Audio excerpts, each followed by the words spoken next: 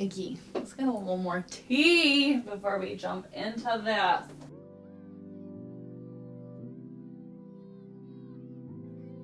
Hi, welcome to Making a Musician. It's me, your host, Helen, and today I wanted to talk a little bit about money, specifically streams of income that are pretty singer specific, but I guess also apply to like the general music population.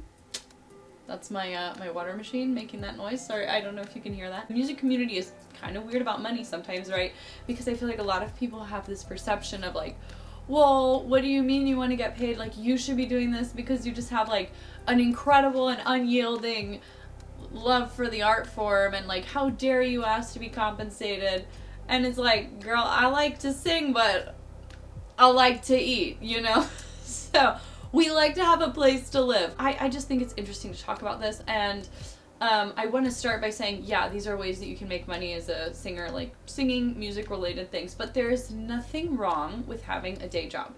I know a lot of singers that have a day job. I know singers that have like big tech day jobs, and they work a 9 to 5, and they just do singing, you know, as like a side stream of income, and they find that really fulfilling. So there's nothing wrong with that, and there's no shame in that. Even if you don't have like a, you know, a major like 9 to 5 career, even if you're waiting tables or if you want to go work in a coffee shop, if that's something that you want to do, you know, as a day job to give you financial stability, there's totally nothing wrong with that. Personally, I make my money through music exclusively at this time. There have been other times when I've had other jobs, but I think it would be helpful to younger Helen, right, if someone had just put a bunch of ideas together and shared them on the internet. So I've struggled, so hopefully you don't have to. Okay, so step one is to have a studio. So you can have a private studio. I have a private studio. I enjoy teaching. Downsides of a private studio are probably going to be, right, like finding the students, working really hard to get those leads, and also finding a place to teach. So I teach online and in person. That can be difficult. Also, if you teach in person, probably going to need to look at some insurance, right? Because you don't want to get sued if somebody like falls in your living room and breaks their arm. Things to think about. Benefits of that is you do generally make more money than doing option B with studio teaching, which is teaching through a school. In my area especially, there are a lot of music conservatories. I don't know what to call it. It's like a music school for kids. And so they have a lot of teachers on staff at this facility, and then you go teach lessons there. This is really, in many ways, super nice because you don't have to teach out of your home. I know that some people also, it can be really uncomfortable having strangers in your home, right? And also it can be annoying because you might have to do a lot of cleaning depending on how your week's gone in order to host students. So this is really beneficial because you'll have a place to teach that's really easy and accessible, and safe. And also, you don't have to work to find the leads. So when I was first starting my studio, it was so hard to find students, because you're starting from nothing, versus once you get yourself up to 10, 15 students, if that's how many you want, you know, then all of a sudden it's not so hard because you already have students. So if you want a couple more, there's not as much pressure. It's not as hard to find them. I've done both of these. One of the downsides to teaching for school is, of course, you're going to make slightly less money, or sometimes a lot less money, but it can be a really great way to build experience and just to teach if you don't want the hassle of running a private studio. So another one is directing. So this would be like directing a choir, community ensemble. Choirs need directors, especially in my area. There's a lot of directing jobs open. This is not a job that I have personally had, but it is a job that I think would be a lot of fun and that I would really enjoy doing. So, you know, I love choral repertoire. I love being around other singers. So I think that directing a choir would be really fun. I had a friend who conducted a little snowbird choir for a bit. So things like that can be really fun, and it's a really great way to interact with a bunch of people who are just super passionate about music making. And the other option, so perhaps you're not super comfortable being the head director, maybe you don't have a lot of conducting experience. Another option would be to be on staff at like a children's choir. A lot of the times children's ensembles will have multiple levels within like the greater group, and so you could teach and direct one of the lower level choirs and still have, you know, kind of like a mentor director who's in charge of like the whole shebang, but you're still getting that experience and you're still getting the benefits of having a directing job with maybe just slightly less pressure, but probably only slightly less. Also, these choirs a lot of the times will employ theory and sight singing teachers. So if that is something you're really good, if you're like, oh my god, I got A's all through oral skills, go. If you're there and you're confident in your little 4/4 pattern, your little 2/4, we took choral conducting methods, choral lab, give it a go. You might really like it. Another option is to sing in an opera chorus or other paid community ensembles. Obviously, depending on how competitive your city is, it might be harder or maybe not as difficult to get a job in an opera chorus. In my area, there are, I think, 2 or 3 choirs that are paid, so all members are paid. They get together, they make really good music, and it's a lot of fun. And then another option for this, for singing in ensembles, is to be a section leader. So community ensembles oftentimes will hire piano, alto, tenor, and a bass just to really fill out that group and have some professional singers, especially if you want somebody who can run sectionals for you. So if you have that job, expect that you're probably going to need to sight read like a beast, and also probably going to lead sectionals. Might have to do a little coordinating if there's an extra rehearsal, might have to sub if your director is gone. But I've done this and I love this job. Make sure that if you get this job, you have a group that you love being with, because you're probably going to be with them a few hours a week. So having a church job. So this is something that I do a lot. I always have a church job. And it is even great if you are not religious, like myself. But I do love having a church job. I think it's a really great way to, A, make sure your sight reading is really good, because you're getting a lot of music and you're getting it for a short period of time. So if you have a church job, just know that you can probably expect a midweek rehearsal at some point, and then also obviously Sunday services. So I mean, I'm a person who likes to be up early in the morning and is ready to go when I get up. Church job is a great job for me. If that's you, give it a go. Another thing you can do if you're not interested in consistently having a church job would be being a sub. So if I wanted to be a sub and I didn't have a church job and I had moved to a new city, what I would do is I would email a bunch of local church directors and say, hello, my name is Helen Hendricks. I am from X area. I'm a coloratura soprano. If you ever need a sub, please don't hesitate to reach out to me. And then I would send my contact information, and I would hopefully have a little bit of a dialogue with that conductor so that they could be comfortable, calling on me in times like that. This is also great for just special occasions. So especially for feast days, holy days, or holidays, churches will want to have extra services.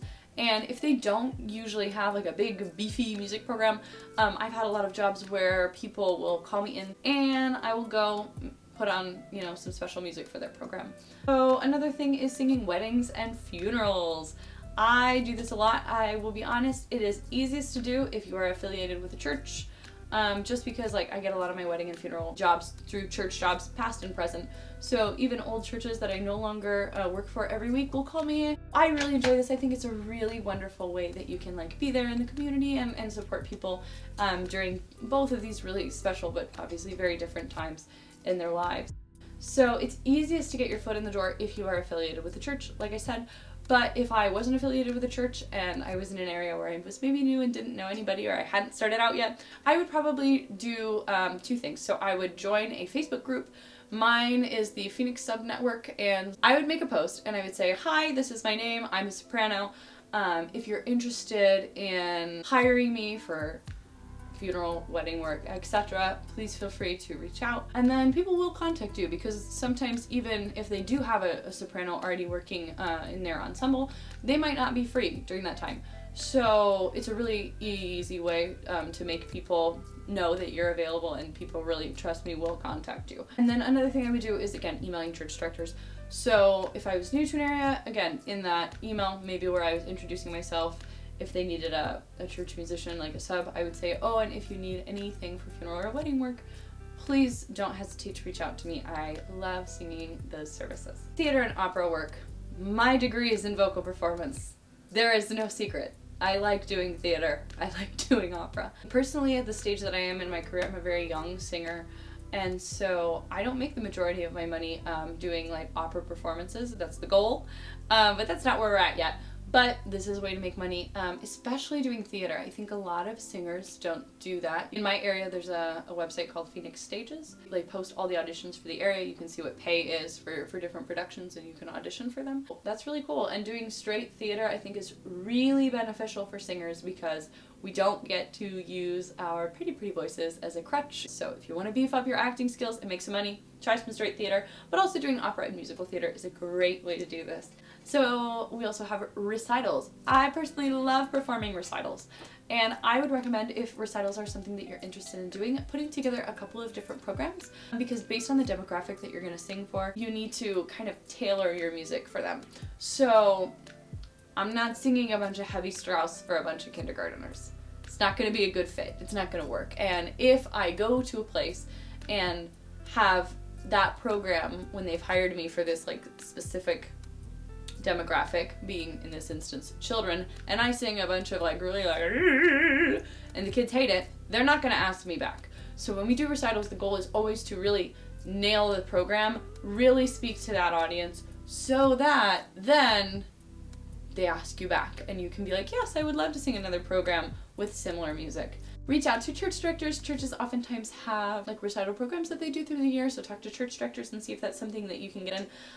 Also inviting event coordinators and like church directors to current recitals that you're doing. So I mean, personally, like for me, when I did my senior recital, that was a big event. I probably had like 40 or 50 people there. It was really well attended. I did a program I was super proud of. It was really exciting. And I got more work from that. I actually got hired to sing that recital more times, because people came and saw it and were like, wow, can you come do that at my facility? So that's a really great way to get hired to do more recitals, invite people to your current recitals. I would also talk to activity coordinators at different facilities. So like senior centers, community living centers, maybe assisted living facilities, or especially if you look at like luxury living facilities, they oftentimes really love to have recitals and programs for their patrons and for their communities. So if you can be that person, that's great. Make sure that you have a really awesome collaborative pianist that you love working with, and it's one of my favorite things to do. It's one of my absolute favorite jobs that I do. This one is very seasonal, and that is caroling jobs. This is fun. It's a great extra way to make money in the month of December and some of the weeks leading up to December. Yeah, just get ready to, if you live in a hot climate, get ready to wear 9,000 layers and have like an ice pack in like the muff, because it's gonna be hot. Okay, next one is singing at parties and events. This is really fun. It's kind of like giving a recital, but like much more low-key. So people that have big parties love to have singers come and do a couple pieces. So basically you want to come, like, you know, show up and show out with some fun repertoire. So if you're a baritone, we're talking Largo, we're talking Toreador song. If you're a little mezzo-soprano, you know, Carmen, even if you're not necessarily a Carmen on the stage, like in a patron's living room, get ready, girl. It's your time to shine. I think this is fun, especially because you get to sing things that maybe are not typically your fach. It's a lot of fun. It's a great way to make money. Again, it's a great way to connect with people. I really, the atmosphere is fun. It is unmatched. I recommend it. And then finally, this is kind of like a little bonus one, but this is competitions. So competitions are a great way to make money. I would say that obviously this is not like a reliable way of making income. Like you don't register for a competition knowing you're gonna win. I guess, I don't know, maybe if you're like Yu Wang you do, but I don't. But I have won competitions before, and it is nice to have that just like extra money, you know, any kind of a prize. But yeah, it's a really fun way to make some coin. So these are income streams that I personally recommend as a singer. I have not done all of these, but I have done the majority of them. So if you have any questions, please don't hesitate to let me know in the comments. Please also feel free to like hit me up on other social media platforms. I am fairly active on Instagram, so if you want to follow me, I have all of that in the description box below. So yeah, I mean, I think this is a really important thing to talk about. Here, I don't give hard figures because A, it probably would make it harder for me if I wanted to adjust my rates in the future, and B, I think that this is something that fluctuates so much based on where you are living, so it's not necessarily helpful. I would recommend talking to people in your area, you know, being transparent with what you're getting paid for things, and that way you can understand what reasonable rates are in your area. There have been many a time when someone has told me what they're getting paid and I'm like, no, you need to ask for more money, that's not acceptable. Yeah, just make sure you're watching out for your colleagues and you're making sure that people are not being taken advantage of. Know your worth, set your rates accordingly. All right, bye!